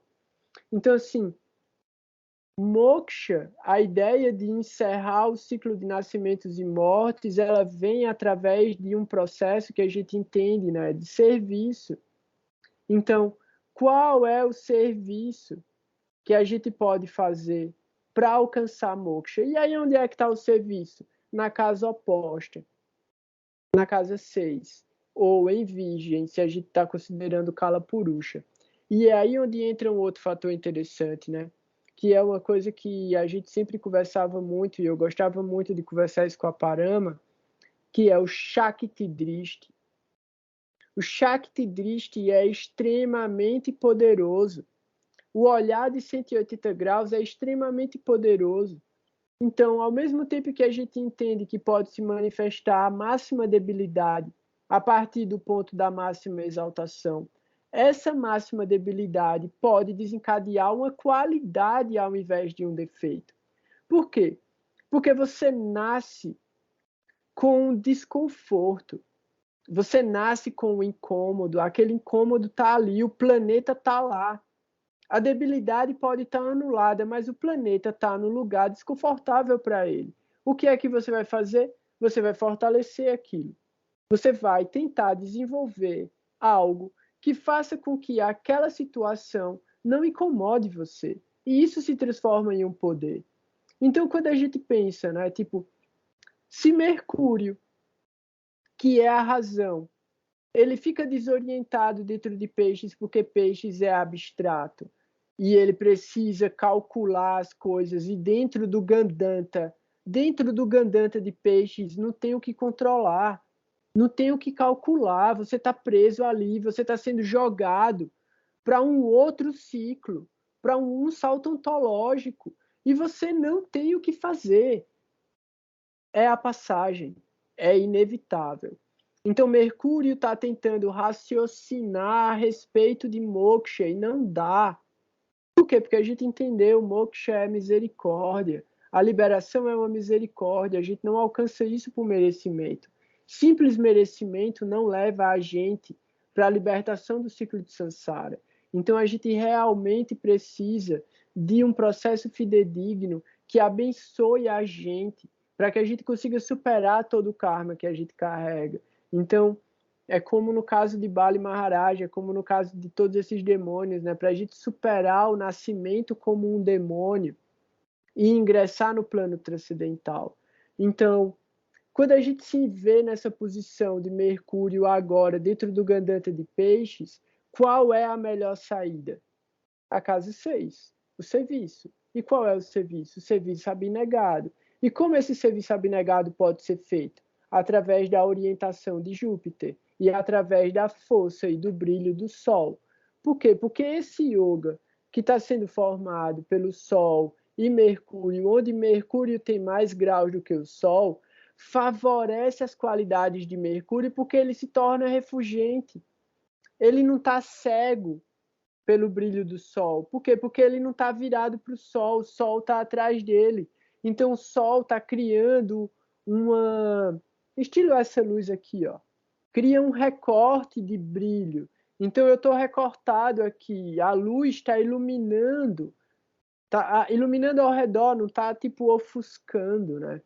E aí entre o brilho do Sol e a inteligência de Mercúrio e essa habilidade de Mercúrio, a gente tem Júpiter, que é o conhecimento transcendental, é o mestre espiritual, é aquele que abençoa, é aquele que expande, é aquele que concede a misericórdia.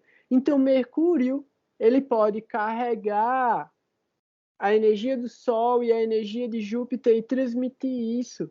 Transmitir isso para quê? Para Moksha. Qual é o serviço? O serviço é usar a habilidade que a gente tiver para expressar a necessidade que a alma tem de alcançar a liberação do ciclo de nascimentos e mortes. Então, a gente está vivendo agora, esses próximos 2 dias, é a saída de Mercúrio desse Gandanta Nitya, só que é Nitya Bangaraja Yoga. Então, Raja é um yoga muito elevado, é um yoga de bênçãos. Então, o que é que a gente precisa purificar agora dentro desse processo? A nossa inteligência. A gente precisa purificar a forma pela qual a gente usa a nossa habilidade e a nossa comunicação para distribuir o conhecimento transcendental. Porque é o que eu estava falando lá no começo sobre a Vaduta Maharaj, né? Ele fala, os devotos nunca dizem que tem Krishna, mas eles querem dar Krishna para todo mundo. Então, assim, por mais que a gente entenda que a gente não tem consciência plena da própria existência, a gente precisa distribuir a consciência da existência para as outras pessoas. É simples assim. Porque na medida em que a gente está ensinando, a gente está praticando e a gente está se fortalecendo. E essa é a nossa musculação. Então, a musculação de Mercúrio é a comunicação. A musculação de Mercúrio é a expressão. A musculação de Mercúrio são habilidades artísticas, habilidades técnicas. Então, qualquer ferramenta, qualquer coisa que a gente puder usar para distribuir a consciência vai beneficiar os efeitos de Mercúrio, vai purificar os efeitos de Mercúrio, vai acumular méritos espirituais com Mercúrio, para que ele passe a dar bons resultados. E o sadhana da gente tem que ser nessa direção. E aí a gente pode falar na semana que... Ah, não. É melhor falar logo, porque quarta-feira que vem, Mercúrio já vai ter saído do Gandanta de entrada de Áries. Então, assim, Vitor, quer falar alguma coisa ainda sobre o Gandanta de saída em Peixes? Não, eu acho que falou muito bem, talvez só deixando lembrando, né, que o motivo do Júpiter não gostar muito do Mercúrio é que ele é o enteado, né, e aquela história, né, ele nasce de uma traição de Tara, que é a esposa de Júpiter, então ele ficou meio bolado, né, o pessoal já deve ter estudado aí, né, que Chandra... Então, acho que só esse ponto aí para fazer os links, A mas... fofoca espiritual, né? Mas eles estão alinhados, né? Porque Júpiter é o professor e o Mercúrio é o aluno, né? Tanto que os dois são grahas que ganham força direcional no ascendente, né? Casa 1, justamente que estão ligados com esse processo de inteligência, né? De aprendizado, né? E é que nem o Gaura falou aí muito bem. Pô, valeu, Vitor. É isso aí, velho. Então, é o professor e o aluno juntos, né? Júpiter e Mercúrio, a nossa capacidade de aprender e a nossa capacidade de ensinar. Todo mundo tem essa capacidade. Shravana Kirtanam, Shravana Kirtanam, Smaranam Vandanam. Então, ouvir e repetir e cantar as glórias dos mestres que vieram antes da gente e revelaram esse conhecimento. É isso, e o processo é basicamente isso mesmo, né? E aí fala, né, Sadhu Sangha, E aí a gente tenta, né, se associar e invocar a presença dessas grandes almas através do conhecimento. Porque não tem nenhum santo aqui. E talvez não tenha ninguém com a pretensão de ser santo aqui. Mas a gente traz a presença dessas grandes almas através do conhecimento que eles revelaram, e a gente glorifica essas grandes almas e tenta praticar o que eles ensinaram pelo exemplo.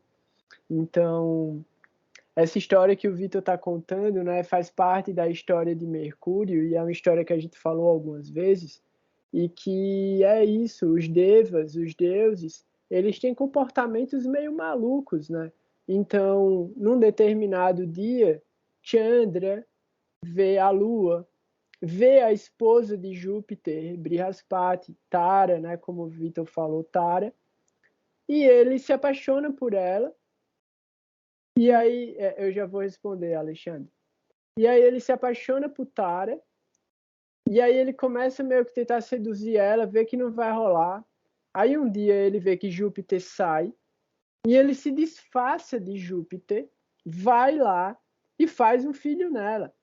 E aí rola todo um problema, porque Júpiter acaba criando, né, como o Vitor falou, Júpiter acaba criando um filho que não é dele, então ele não trata o menino muito bem, porque ele sabe que não é filho dele, e aí rola toda essa situação de que ele é meio desgostoso com esse filho, mas ele nunca trata mal, realmente, ele nunca maltrata, nem, tipo... ele não é ruim com Mercúrio, ele só não dá aquele amor todo que ele podia dar.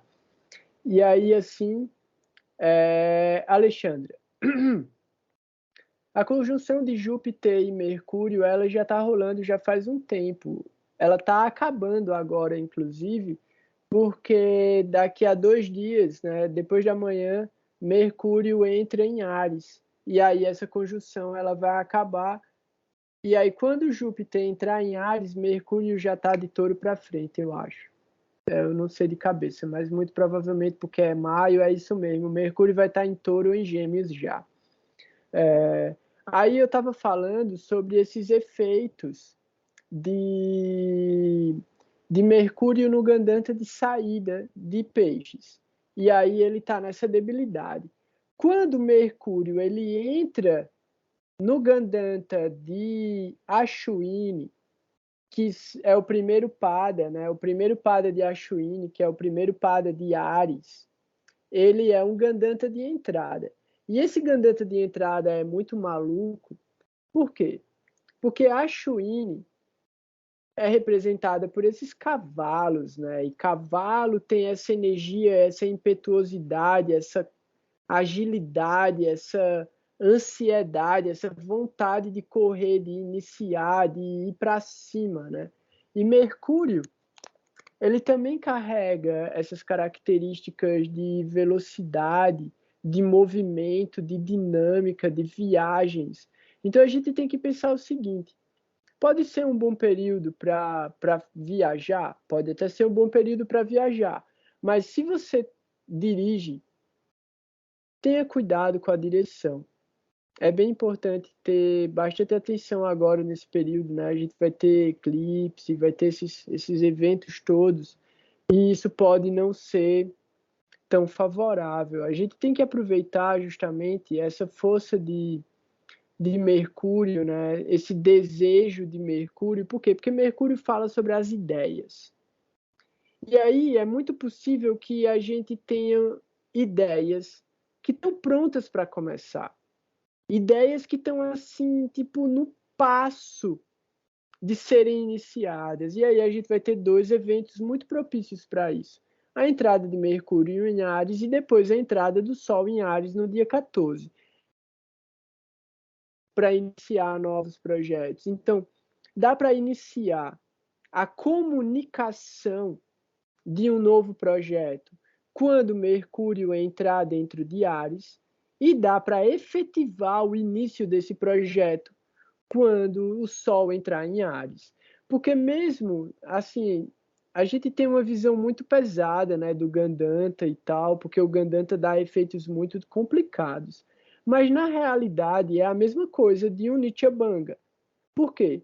Porque o planeta ele pode estar numa posição desconfortável mas ele pode dar um poder incrível para a pessoa.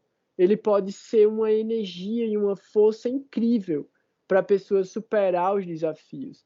E principalmente o Gandanta, porque Gandanta significa nó. Então, se é um nó kármico, talvez seja uma das principais coisas que a gente nasce para resolver nessa vida. Então, nascer com o Gandanta é difícil, mas pode fazer você evoluir imensuravelmente. Pronto. A Cris fez uma pergunta. Alguém quer falar mais alguma coisa sobre esse Gandanta de Mercúrio de entrada? Quer falar, Vitor, sobre o Gandanta de entrada? Teria como falar sobre Ketu também, né? Que é o regente de Ashwini. Fala aí. Eu posso trazer minha experiência particular, né? Que Fala aí, pô. Mercúrio é habilidades manuais, né? Tipo habilidades técnicas. E a Ashwini é a estrela da medicina, né? Sim. E tipo assim, segunda-feira tô lá iniciando a minha prática no internato de medicina, né? Que é colocar em prática tudo que eu estudei nesses últimos 4 anos. Então, assim, eu vou viver na prática, né? Como estudante de medicina, a prática da medicina. É sempre bem concreto, né? Assim, que poderia dar. Mas Então, o percebo desse Gandanta é no meu computador, que esses últimos 3 dias ele tá horrível. pronto, a Mercúrio também internet. são formas de comunicação, né? Você vê aí, você já caiu aí umas 6 vezes só nessa live aqui. E meu computador tá muito ruim esses dias, né? Esse computador aqui específico, toda vez que fica retrógrado, também o Mercúrio fica retrógrado, tem algum tipo de problema. O celular é mais de boa. Então, assim, o que eu posso falar é que, enquanto a gente, muitas vezes, assim, para entender, né, o que está acontecendo, a gente pega os marcadores daqueles planetas e olha para aquelas coisas na nossa vida. Então, por exemplo, Mercúrio fala sobre habilidade de trabalho. Então, você olha para o que você está fazendo de prática. Fala sobre meios de comunicação. Você olha o que acontece com suas ferramentas de comunicação. Pelo menos é assim que eu faço. É isso, tá certo. E isso que tu acabou de falar justamente traz aquilo que eu tinha dito lá, que era um dos assuntos para a gente falar hoje. Você trouxe Shakuna. Isso é Shakuna. Shakuna é quando a gente percebe a confirmação de, aí nesse caso, de um trânsito, que é a entrada de Mercúrio em Ashwini para o Vitor, que aí ele trouxe especificamente qual é o Karaka, que é medicina. Ele é médico. Quando Mercúrio entrar dentro de Ashwini, ele entra dentro da prática da clínica médica. É incrível. Isso é um Shakuna. Isso é Shakuna. Então a gente tem que olhar para a vida da gente e tentar entender, tipo, qual foi o sinal que eu recebi hoje? E a que esse sinal está relacionado?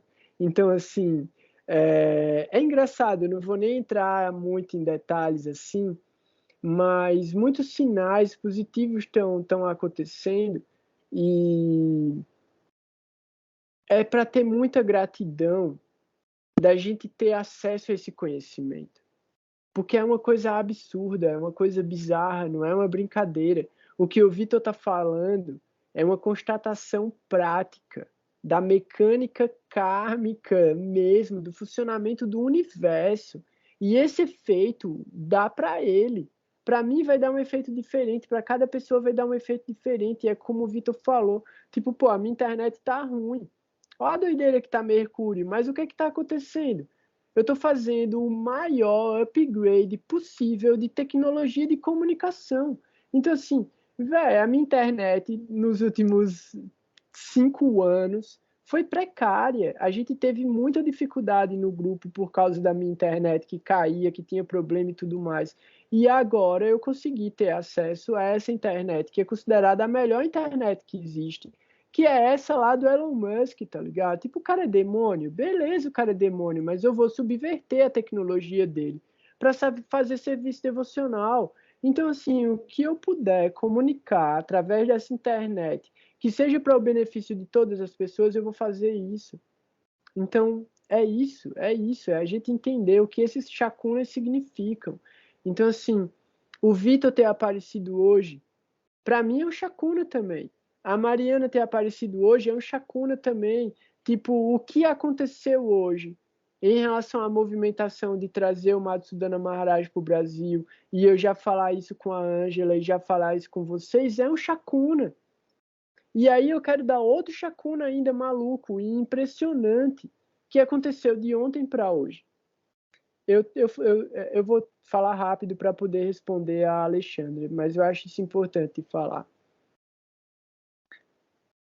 Eu faço resgate de orquídeas que eu encontro caída no chão no meio da floresta. E essa época do ano, época das chuvas, quebra muita árvore, quebra muito galho, as árvores caem, quebra e as orquídeas caem no chão e apodrece e morre. Então, desde outubro, novembro do ano passado, eu estou coletando muita orquídea, muita. Eu coleto, trago para casa e aí eu trato elas, prendo elas nos galhinhos, serro uns pedacinhos de madeira, serro elas, coloco elas lá bonitinha e tal e fico cuidando delas aqui. No último final de semana que eu tive com a Parama, a gente estava trabalhando nas orquídeas. A gente colocou uma seleção de orquídeas numas madeirinhas e pendurou aqui em frente daqui de casa. E aconteceu todas essas coisas e tal.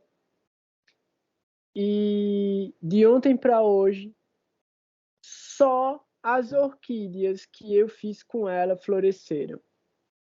Duas, né? Não todas, duas variedades de orquídeas diferentes floresceram.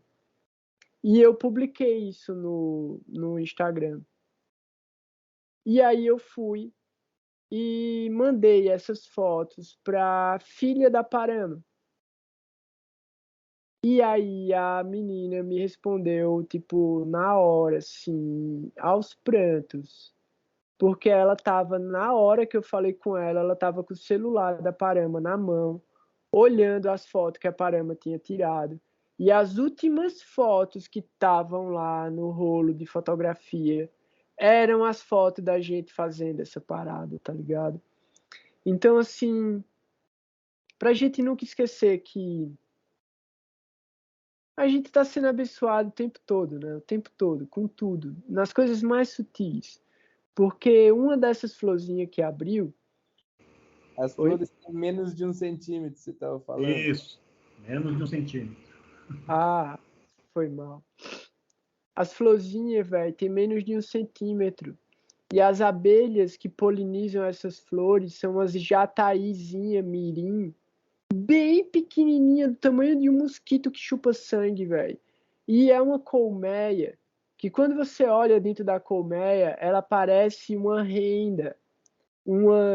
Tem uma renda de Alagoas que chama Renascença, que é uma renda toda trançadinha. Então, assim, é como se fosse uma colmeia suspensa por colunas que são, tipo, amarradas e são, tipo, bolinhas cheias de mel e bolinhas cheias de pólen. E aí uns discos em espiral em que elas colocam os ovinhos com os filhotinhos. Véi, é uma coisa alienígena, velho. É uma coisa bizarra. A coisa, tipo, é lindo, é fantástico. E aí, tipo, é engraçado, tô falando isso porque ontem eu fui mexer com as abelhas e eu fui resgatar umas colmeias. E aí a gente fez o trabalho todinho e eu não tomei nenhuma picada. Na hora que a gente terminou o trabalho, que eu tirei a luva, eu fui mexer na caixa, tomei uma picada, fiquei com o dedo inchado, tô com o dedo inchado até agora, não dobra. Mas assim, é a medicina da abelha. Oi, Renata. Falou, boa noite. Eu tô encerrando também. É isso. Eu agradeço demais a presença de vocês por me dar a oportunidade de fazer serviço. Então, boa noite. Quem precisar sair, a gente mais uma vez se alongou muito na conversa, né?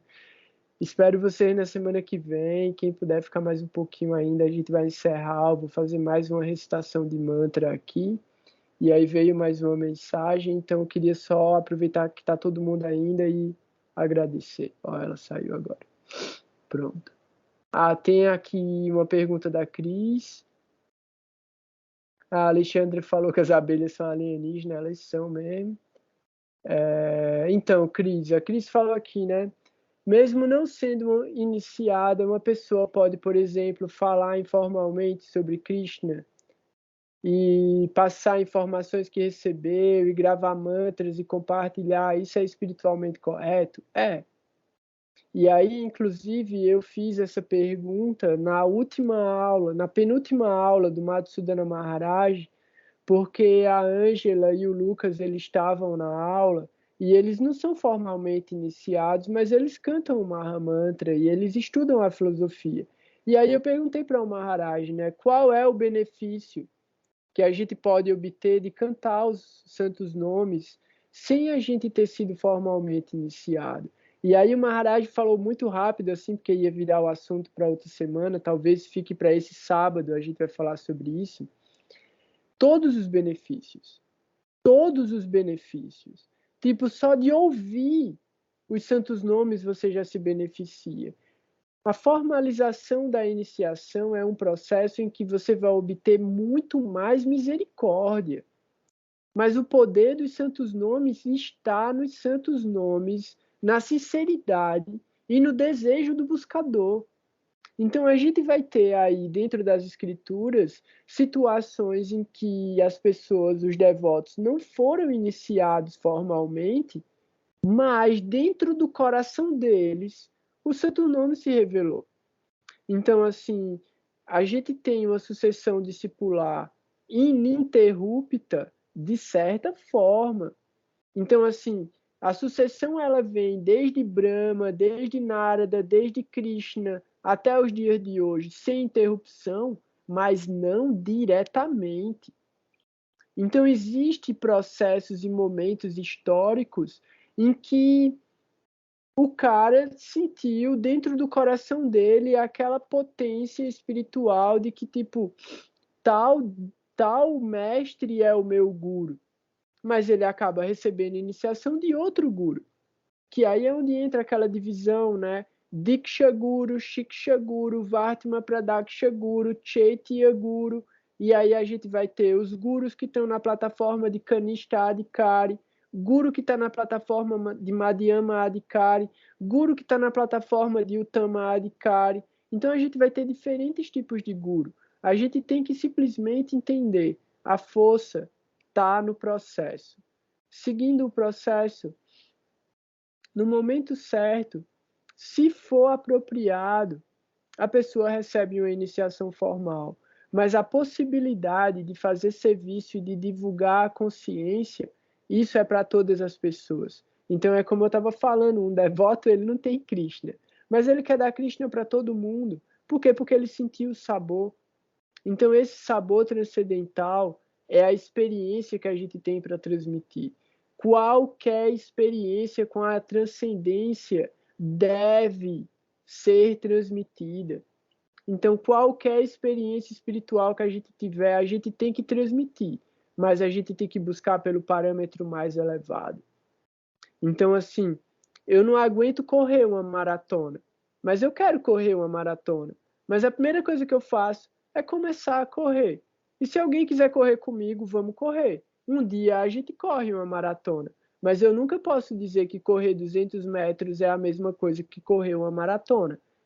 Eu sei qual é o meu limite agora, mas eu quero expandir esse limite, expandir essa capacidade. Então a gente tem que ir nessa direção. A gente tem que procurar, tipo, pô, qual é o melhor maratonista da vida espiritual? É um mestre espiritual. Então eu vou tentar seguir ele, eu vou tentar fazer o que ele faz para conseguir correr uma maratona também. É assim que eu entendo que é a vida espiritual, é assim que eu entendo que é o processo, é assim que foi para mim, é assim que eu vejo que é para muita gente. Então, a sinceridade na busca faz a gente se aproximar de um mestre espiritual fidedigno. E depois que a gente começa a se aproximar de um mestre espiritual fidedigno, a purificação começa. E muitas vezes a purificação vem através do sofrimento, para a gente poder aprender a desapegar. Então é como a história de Bali Maharaj que a gente viu hoje. Alguém aí escreveu mais alguma coisa aqui. A Alexandre perguntou qual é o Mahamantra. E o Lucas escreveu, mas ele esqueceu aqui um Rama Rama. Ele colocou só um Rama Rama, Hare Hare. Ah, não, tá certo. Tá certo, tá certo. Eu li errado, eu li de baixo para cima. Tá certo. Hare Krishna, Krishna Krishna, Hare Hare, Hare Rama, Rama Rama, Hare Hare. Esse é o Maha Mantra. E ele é o mais poderoso de todos os mantras porque a função dele é revelar a alma. Então, assim, para ele revelar a alma, ele vai ter que arrancar as camadas de ignorância e de falsa identificação que a gente tem com a nossa própria identidade. É o mais poderoso porque ele vai revelar o coração da gente. Então, é o mantra apropriado para essa era, é o Dharma para essa era, é cantar os santos nomes. Pode cantar todos os santos nomes, qualquer santo nome, pode cantar o nome de Jesus, pode cantar o nome de Maomé, mas o Maha Mantra é esse. Hare Krishna, Krishna Krishna, Hare Hare, Hare Rama, Rama Rama, Hare Hare. Esse é o que vai dar a passagem para o ponto final da estação espiritual. Todos os outros levam você para estágios intermediários, mas o Maha Mantra leva você para a meta última, que é dinâmica e progressiva. Então, mais uma vez, eu quero, de todo o coração, agradecer pela presença de todos vocês, pedir que vocês me perdoem caso eu tenha cometido alguma ofensa, tipo, eu estou tentando, na medida da minha capacidade, que é muito limitada, representar Gurudeva, que era infinito em todas as suas qualidades de misericórdia, de conhecimento, de afeto, de beleza, de ternura. Então, eu tento representar dentro da minha capacidade contaminada a transmitir esse conhecimento, mas pela misericórdia de vocês, eu tenho essa bênção de estar repetindo o que eu aprendi. Então, todas as glórias são para Gurudeva e para toda essa sucessão discipular. Que a gente possa se encontrar muito em breve de novo, continuar o estudo da gente. Fico muito feliz com as perguntas de vocês, com o afeto de vocês, com a tolerância de vocês comigo, que a gente possa se encontrar muito mais vezes e estudar muito mais, porque esse conhecimento ele realmente pode purificar a nossa inteligência, para que a gente possa utilizar a nossa mente, a nossa vida, a nossa energia e as nossas habilidades para um processo de evolução. E aí hoje, especialmente, eu quero agradecer o Vitor pela força que ele deu, trazendo aí bastante conhecimento, bastante informação técnica também, e agradecer a todo mundo que apareceu hoje de uma maneira muito afetuosa comigo, para me dar esse tempo e essa atenção. Então, mais uma vez, eu quero repetir os mantras em glorificação aos mestres espirituais e que a gente possa carregar esse conhecimento por esses dias e até a próxima semana. Guru Vabhishta Supurakam, Guru Ganaera Shisha Sambhushitam, Chintya Samasta Veda Nipunam, Shri Rupa Pantanugam, Govindam Bidam Ujvalan Varatanum, Bhaktyam Vitam Sundaram, Vande Vishwa Gurun Chadivya Bhagavat Premnoi Bidya Pradam. Vancha kalpa tarubhyascha kirpa sindhubhya eva cha patitanam pavanebhyo vaishnavebhyo namo namaha. Om agyanantimirandasya gyanagyanam shalakaya chakshurum militam yena tasmai shri gurave namaha. Vrindayai tulasidevayai priyayai keshavasya cha Krishna bhakti pradedeve satyavatya namo namaha. Porque Tulasidevi, Vrindadevi, é a mãe da devoção.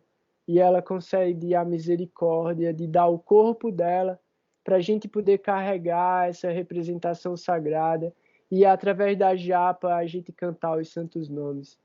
Então que Vrindadevi, Tulasidevi seja sempre também glorificada. Um grande abraço todo o meu afeto mesmo. Já estou com saudade de vocês. Vou tentar postar o mais rápido que eu puder esse vídeo no YouTube, para quem não assistiu o começo.